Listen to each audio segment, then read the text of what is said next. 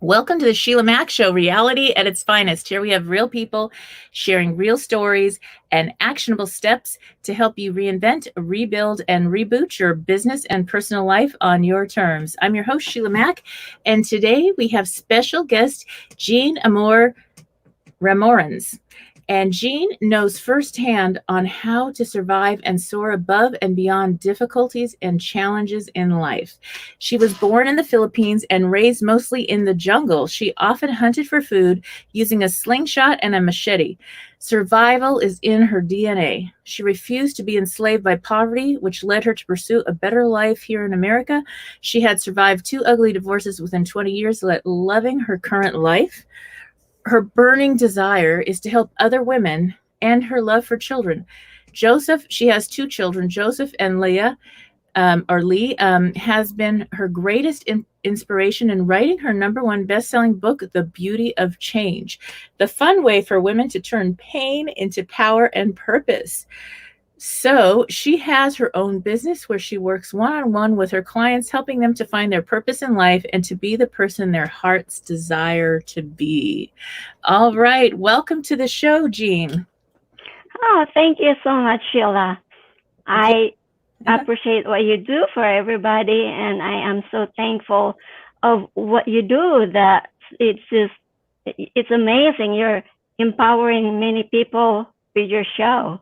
Thank you. That is the goal. And I actually started this book with my own best-selling book, Bootstraps and Bra Straps, the formula to go from rock bottom back into action in any situation. I wrote that book before the pandemic and had no idea of the global situations that we would all have to deal with now. So it's right on point. And your story is another inspiring way to help people. So I'm so happy to have you on as a guest.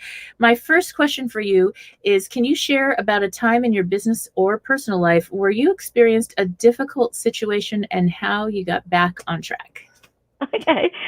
Most of my life was difficult. So the most I want to share today is when I was homeless for over a month. I stayed in my car after my second divorce. So I spent a lot of money fixing the house after we separated, but then I did not see it coming that we had to sell the house. And I was thinking it will take at least a few months or a year for it to sell because the houses in my area took like over a year before their house is sold. But mine, it's like we put it on the market, the next day we sold it. So I was like, I didn't have any place to live, and nobody will rent me a place just for a month. And I found a fixer upper. So I waited until the other house closed, and then I lived in my car for over a month, put everything in the storage area in my friend's garage, and I showered in the church where I used to go and cook dinner there. There are times that I sleep in the basement with just packaging foam, and a comforter. And it's like my children, especially my daughter, she was minor, and they get to stay with their dad because my first marriage, my first husband, I gave him the house that we bought, so my kids at least have the place. But that was my turning point, that things has to change because I want to be able to give my children a home. And not too long after that, it's just I bought a house, fixed it up all by myself, and I have a garden and everything. And it just like from one thing to another. And it's like, you can't give up. You can't just what I did was I changed my mindset. Because growing up, it's like everybody, my influencer, everything is money is hard to earn. Life is hard. So it's just the mindset that was passed on to me was so negative, and I lived with that, and that's why I was getting. Wow. That's an incredible story. And so that so many people, when they go through a divorce, it hits you financially, it hits you identity wise, it's one of these things that affects every single area of your life a little bit, because it's so disruptive. And it's hard. As parents, we put our children first, like you did. Whatever for your children, they get the house, take the house for the kids, everything like that. It's very hard.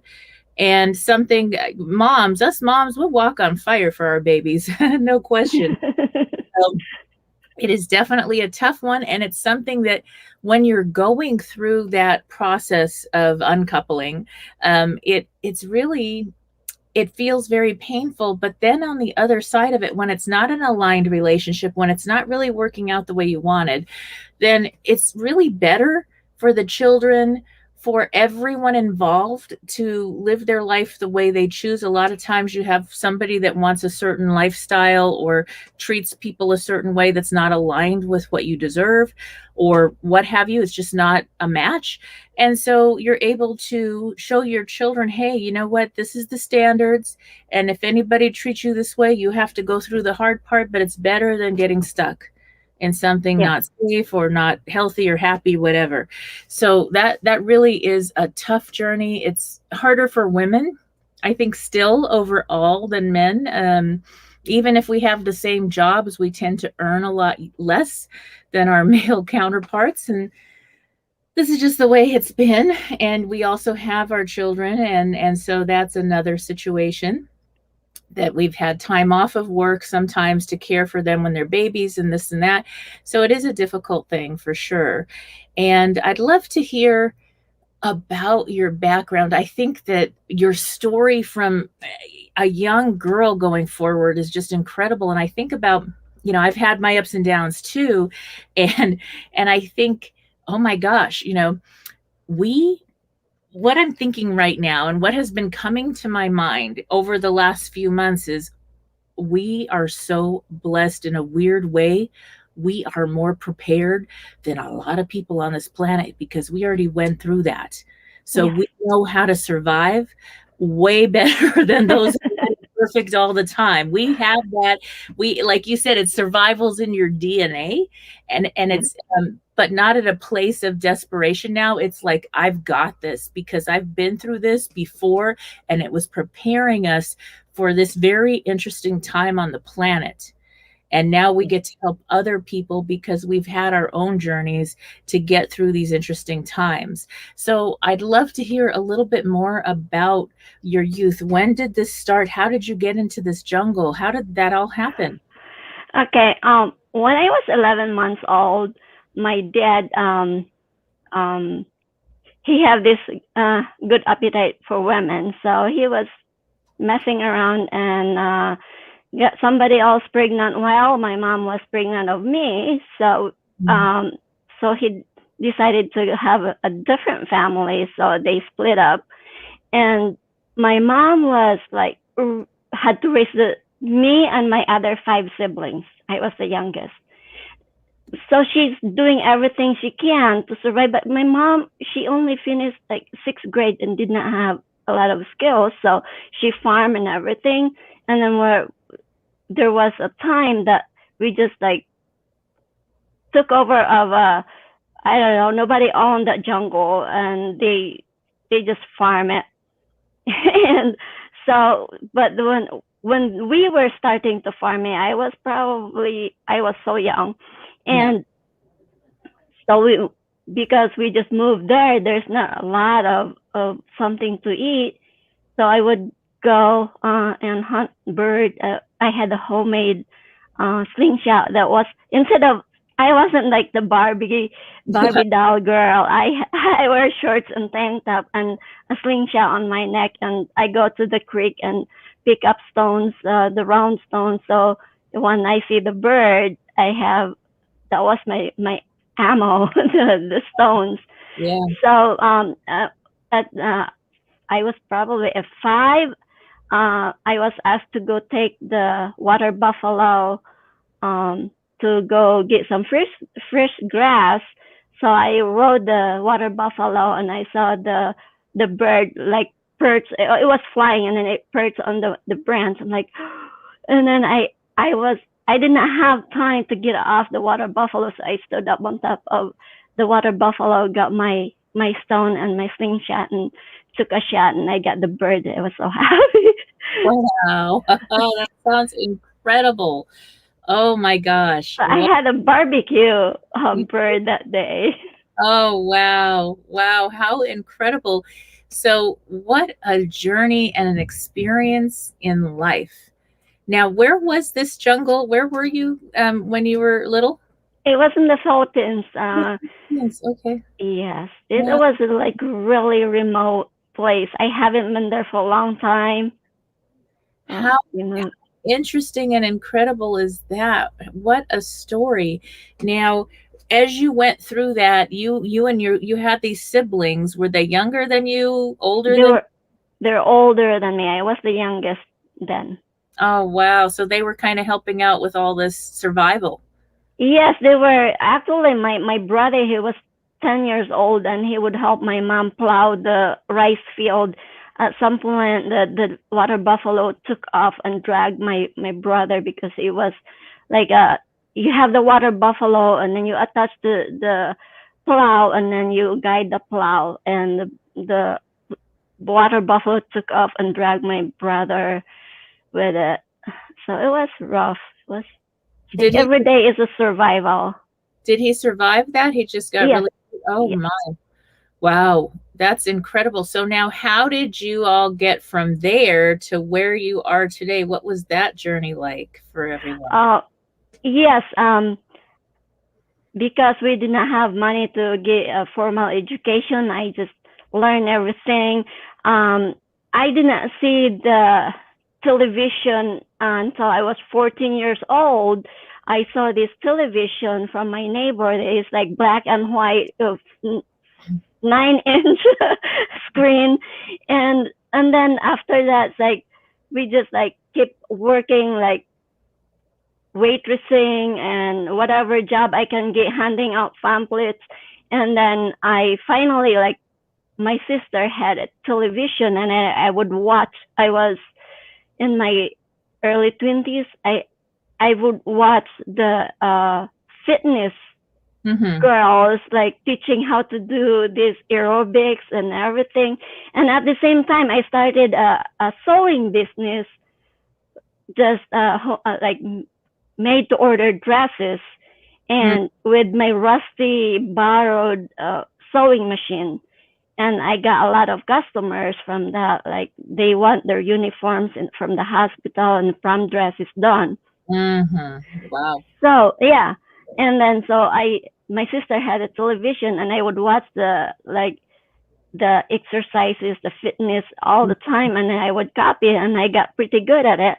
I was like, oh, I want to do that, and I saw a fitness center opening, and I went, and I'm like, okay, just let me show you, because I improvised everything that I saw, and then I said, let me show you my technique, and the owner actually liked it, and I got a fitness instructor job that I did not have any formal education with it. And then somebody from there found me and gave my name to this guy that, like, he owns this dating company, and Mm-hmm. he was looking for somebody to be the tour guide for his clients that go to the Philippines to meet their pen pals. Mm-hmm. And that's how it's like. And then this person, Mr. Barnett, met me, and then from there I was working as a tour guide, and I met my first husband, and that's why I came over. Oh my goodness, what an incredible journey. So during that time, I want to go back a little bit to when you were making these dresses. This was for people in the States mostly, or In the Philippines. in Yes, the in the Philippines? Philippines. Yes. You It were was making. before I came over. Okay, so like how much, so you were paid very little for these dresses, or was it something you wrote? Yeah, a little. It's just enough so I can pay my bills. Okay. Yes. So then you got a house out of the jungle. Uh, we live in the jungle. We live in a hut. Oh, And then as I got older, I was uh 17, we moved to a more um civilized place that we actually have electric. mm, So wow. yes, yes. Wow. So That's incredible. Did you find it different when you talked to other people your age that didn't have the experience you had? um most of the people I knew back then was kind of the same as we are until we moved to a place that are more civilized. Okay. So it wasn't really like nobody was rich in my town. Yeah. Wow. That is incredible. So then you came over to the United States with your new husband. Yes. And what was that like as far as was it shockingly different or Yes. I came here, it was October 21st, and the leaves was already fall. Like it was fall, so most of the trees are like no leaves. It was like, what kind of place is this?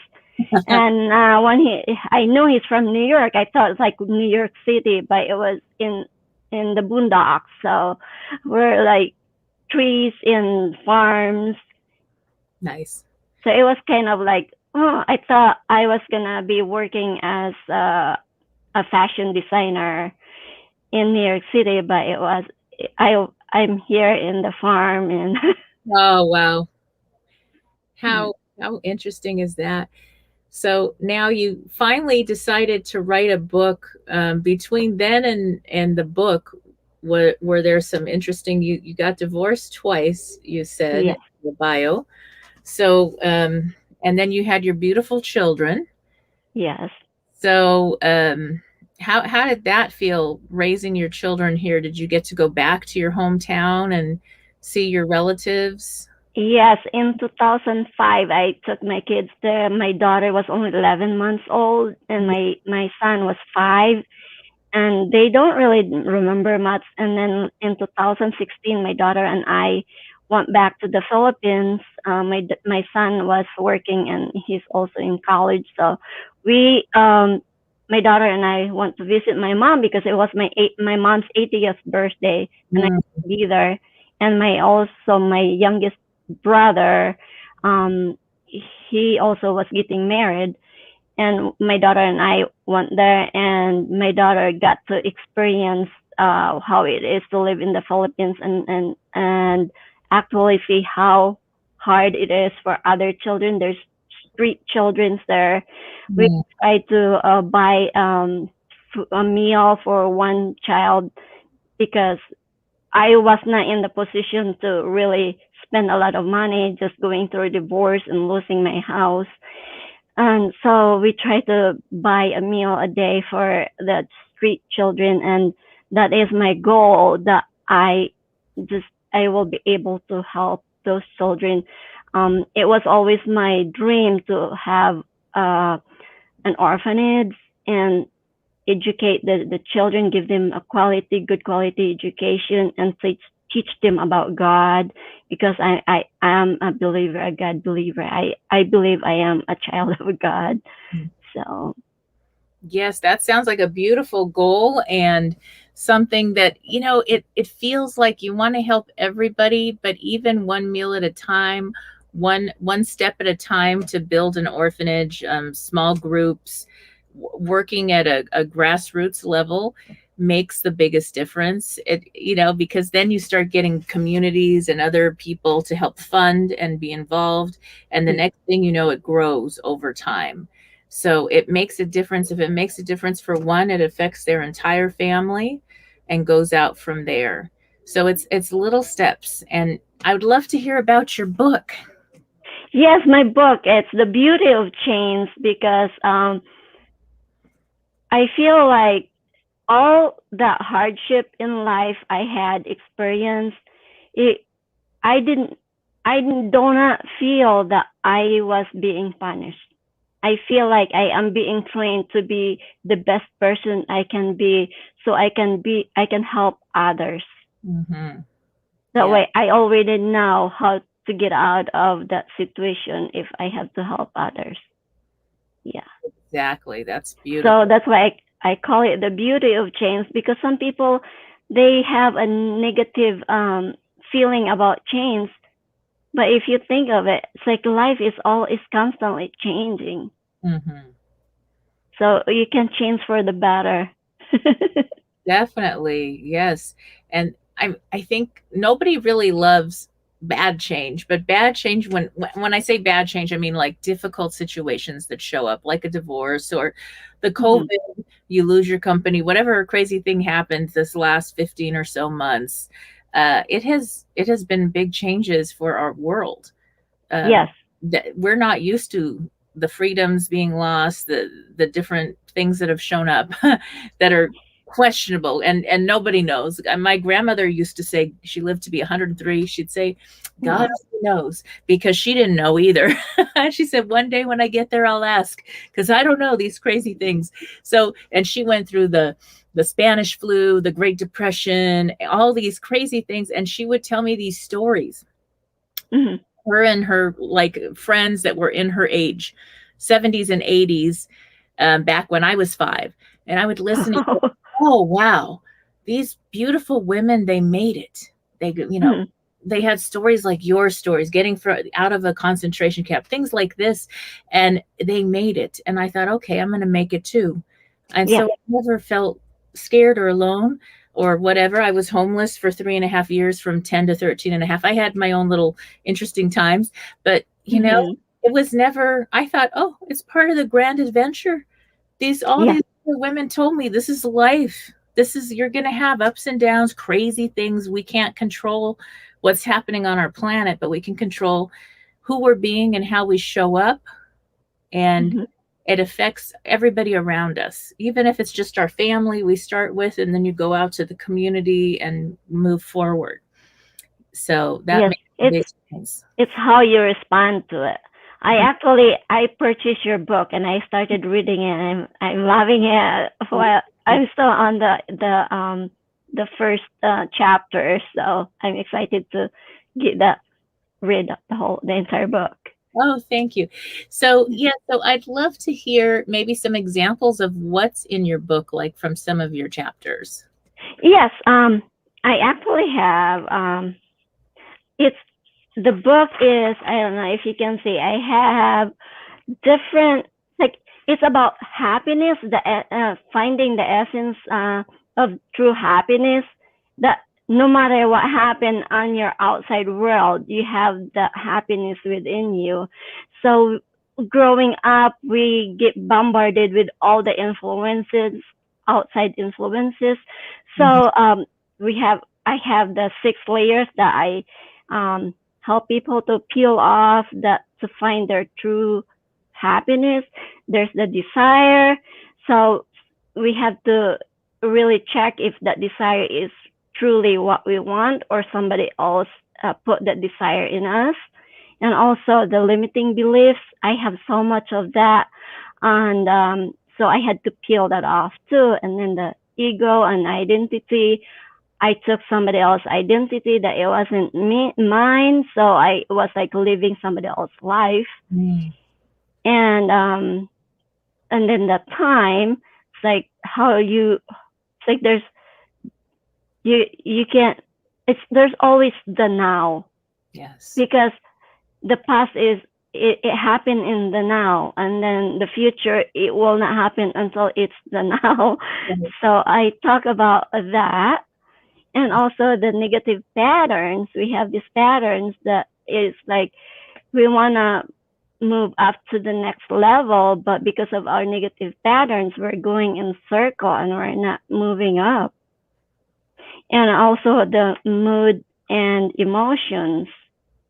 So we can actually control our, we can change our mood and emotions in any time. It's up to us how we respond. So Mhm. there's a, my book has all different exercises that they can, um, it will help if you're going through things and you want the beauty of change, then the book is a great tool to get where you want to be. Yes, yes. Yes. Happiness. I found that the happiness factor, that there's this thing, I've had people come to me, like when I got divorced, which it Uh-huh. was reason. We weren't aligned and there was some abusive, crazy stuff, but that's okay, you know, and Mhm. we did a nice, clean divorce. But um, it was something that I realized all these people came to me, oh my gosh, Sheila, you've got to go get married right away. Let's go find you a man. And I was like, I have to find myself. And I realized, then I started dating a little bit and I was like, I kept dating the same guy Yes. that that I divorced. And I said, wait a minute, they can't all be like this, please. Tell Uh-huh. me what's going on. And it was me. It was a Yes. hundred It's percent. that negative pattern. Yeah, and it was and until I realized that and took a step back instead of listening to everybody, oh, you've got to go quickly do this because you need this. Yes. I and I started really connecting with happiness that I choose and having the happiness in my life that doesn't depend on a situation. It doesn't depend on a person, place, or thing. It's Mhm. There are times where I'm sad, things happen that I, have my ups and downs like any normal person. You're going to have emotions. But I'm also able to put that aside and have my happiness and know that it's not something else. It's not my ex's fault. It's not, I Mhm. can't blame the government. I can't blame COVID. I can't blame a sad situation that happened. I can't blame anything. I have to take responsibility for what I can, because when I give the blame to somebody else or something else, it owns my experience. It owns my happiness. Yes. And then what am I? I have no control. So Yes. that was the first, I don't know, for me that was such an experience to really to come to that and Mhm. realize, okay, and it was really strange. I attracted more Yes. people, aligned relationships, friendships, beautiful people in my life, because they were like, wow, I want some of that happiness too. And it attracts the people that already have happiness. And they're like, yeah, that feels right. It's a different vibration, a different energy. And the people that maybe used to be attracted to me that I was attracted to, they don't interest me anymore because I know they're Yes. not aligned, and they're not interested in me because I'm not like attracting them with that Mhm. pattern. So it's such an interesting journey, and sometimes we have to go around a couple times to figure that out. Yes. I know there's I in my book I explain there's two different happiness: the hedonistic happiness, which is the external happiness, like when you get a raise, you win something and you get happy, you meet somebody and you're happy, but it's external. Yeah. But the eudaimonic happiness is the internal, that no matter, it's like even your something happened, like there's circumstances that you feel pain, Right. you can feel the pain but you don't suffer. Right. Exactly. So it's important to find your happiness from within. Like, That's so true. yes, when I was going through divorce, of course I lost my house, so I could not. I do the alterations, wedding alterations, like the wedding gowns alterations for a living. Mm-hmm. Since I don't have a house, I can't do that. So I actually went and got a job like assembling air guns, and it's greasy. I see people crying at work, they're miserable, Yeah. and I come in at work and like with a big smile, and they call me Miss Sunshine. Like, why are you so happy? I'm like, because I'm alive. I woke up this morning and I'm still alive. Yes. Yes, that So that makes such a difference. And modeling for your children, parents listening in, everything we do is showing our children how to be in your beingness when you're going through situations. So how you yeah, show up when you're going through a divorce or losing a house or grieving something, it's how you show up is like a life lesson for them. Your yes, mom, look at your mom, was your life lesson. She was like, okay, we're in the jungle. We got this. We're going to do this. We're going to survive with these children when your dad left. And she did. She kept going the best way she yes, could. And that modeled, hey, we keep going here. We don't give up. We don't stop, and yeah, I think that makes a big difference. for me, I've had ups and downs too, and I've lost my youngest son last December. Oh, Oh, I'm so that was sorry. very hard. He was 21, and Oh. he had a heart condition. He was Mhm. visiting his grandma and didn't wake up in the morning, Oh.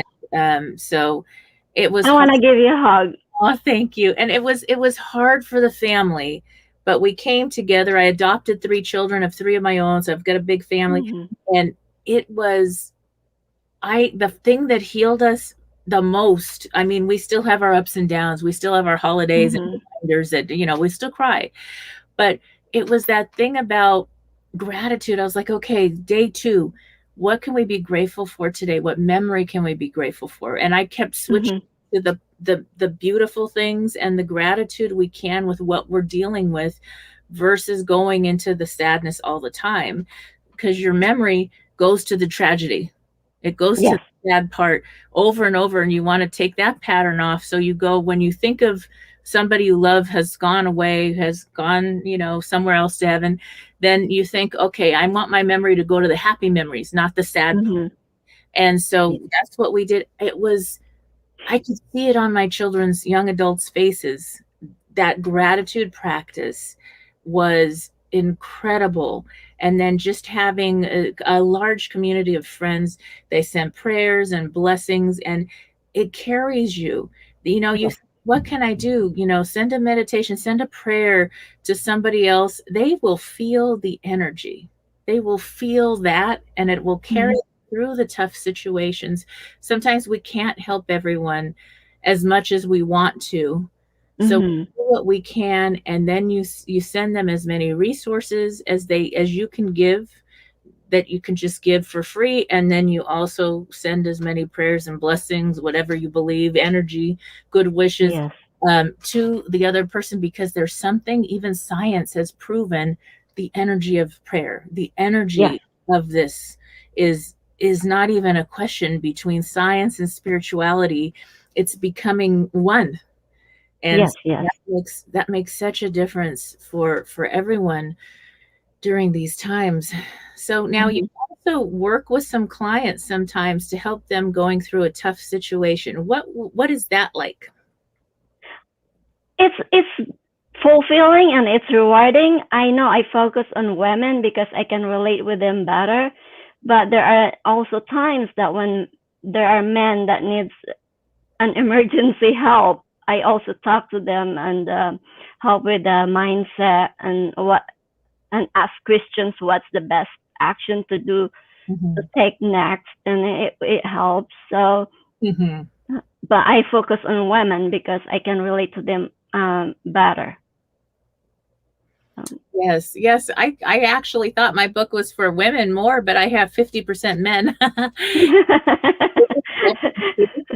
And with my consulting, I work with businesses as well as personal. And the weird part is I'm working with businesses.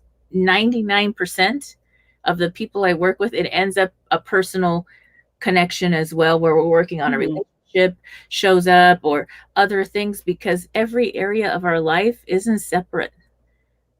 Our Who we are at Yes. work is part of We our feel relationship at home, yes, and how we show up. Our yes, parenting is affected by how we're showing up at work with our employees, or with our coworkers, or what have you. It is connected, and people forget that.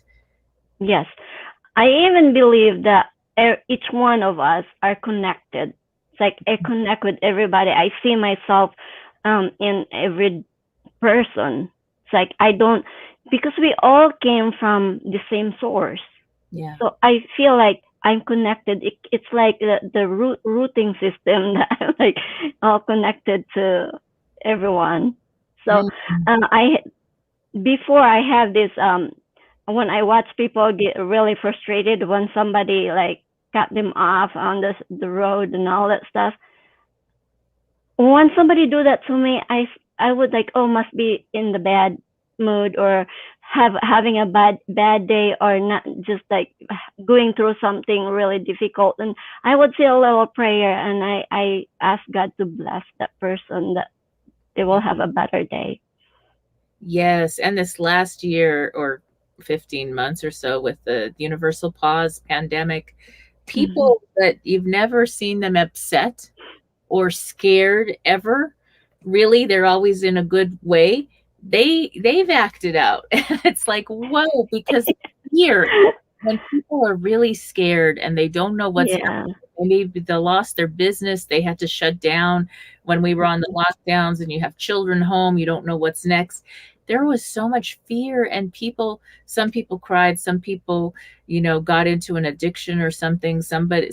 people were angry, and it was different parts of us showed up. And Yes. that part needs to be addressed. Yes. Why did Yes. I show up this way or that way? What can I do to change it? What do I need to do differently? For my daughter, she she came home after losing her brother, her best friend, and Mhm. she earned three. She didn't even know she earned 3 degrees. They told her she's going to graduate next week.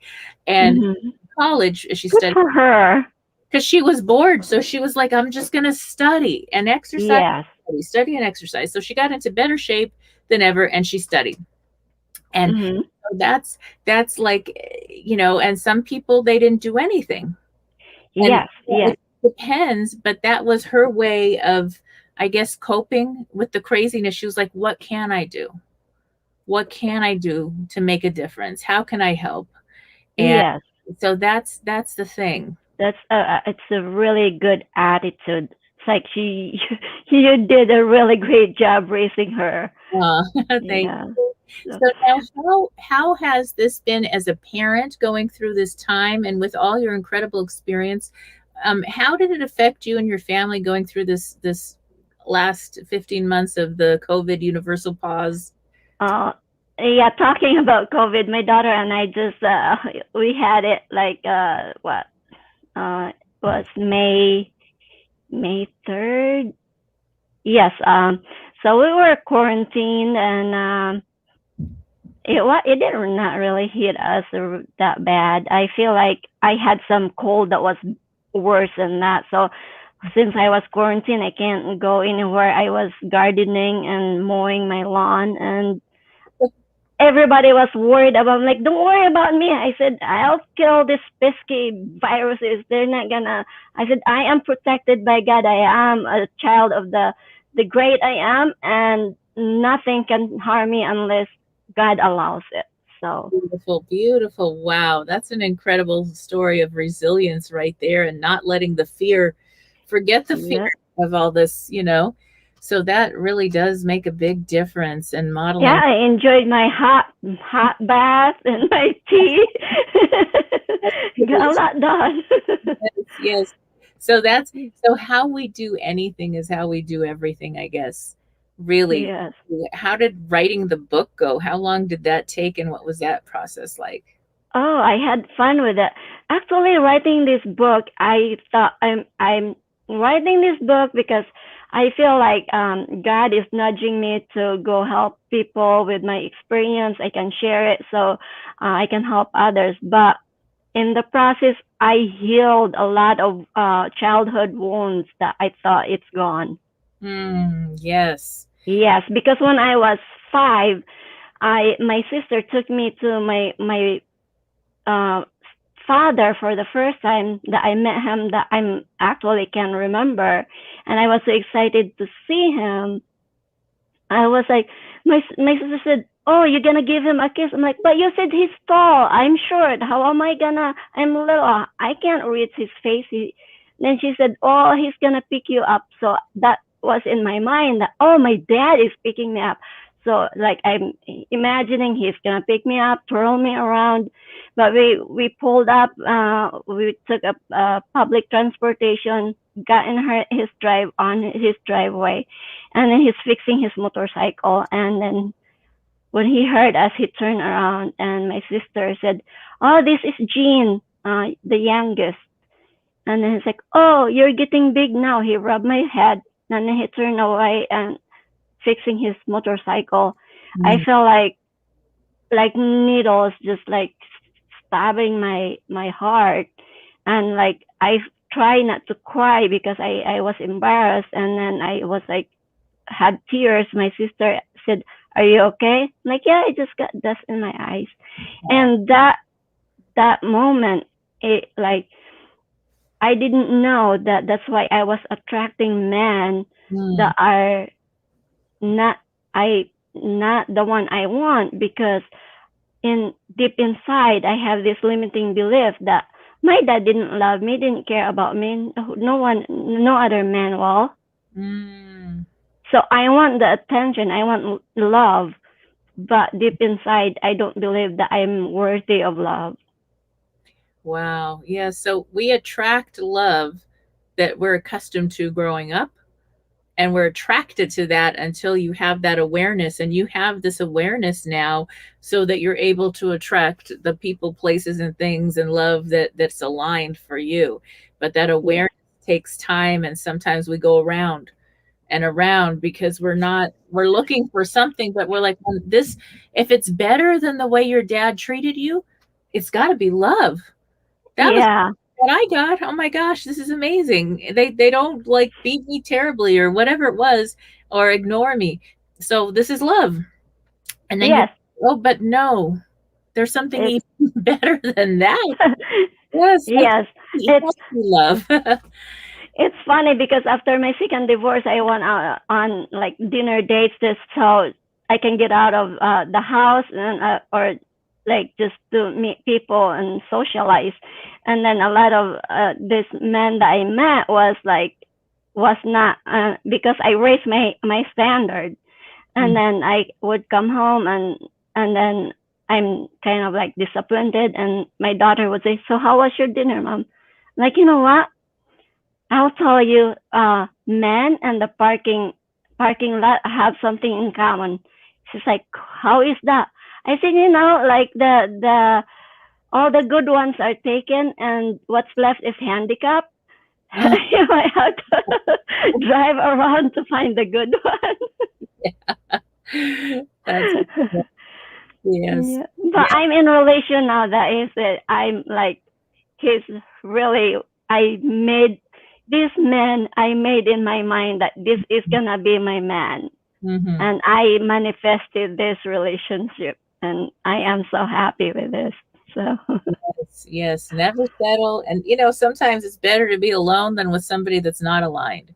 And yes. there's no rush.